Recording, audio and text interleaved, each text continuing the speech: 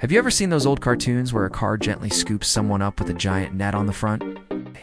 Well, what if I told you that was a real thing? Seriously? In the early 20th century, as cars started flooding the streets, a massive problem emerged. People were getting run over.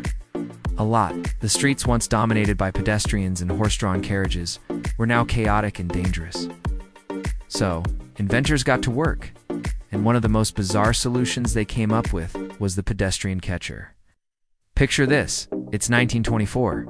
You're strolling down the street. Maybe you misjudged the speed of an oncoming Model T, and suddenly, instead of a bone-crunching impact, you're gently scooped up into a large hammock-like net attached to the car's bumper. It sounds completely ridiculous, right? But the intention was genuinely noble. The device was essentially a modified version of the cow catchers you see on the front of old locomotives. But instead of pushing aside livestock, it was designed to cradle a human being to safety. A Parisian inventor named Mr. Horn was one of the key figures behind this idea. A patent from the time shows a roller at the bottom that would trip the person, causing them to fall backward into the net, hopefully avoiding injury. Imagine the scene. A car trundles towards a dummy, the mechanism triggers, and thwomp. The dummy is safely nested in the catcher. Demonstrations were held showing off how this contraption could prevent fatalities.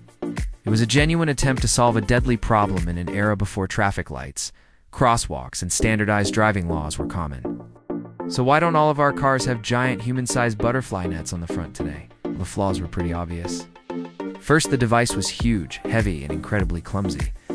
It made parking and navigating tight city streets a nightmare. It was also well, it looked absurd.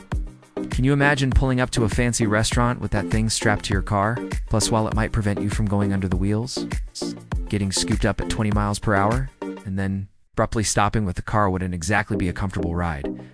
You'd likely get tossed around, get a face full of netting, and still end up with a few bruises or worse.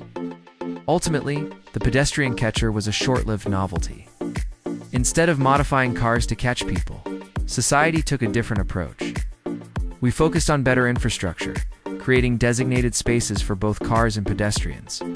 We introduced traffic signals, painted crosswalks, lowered speed limits in urban areas, and educated both drivers and the public on road safety. We changed the environment, not just the vehicle. The pedestrian catcher became a funny-looking footnote in automotive history. A testament to a time when people were throwing everything at the wall to see what would stick in the chaotic early days of the automobile.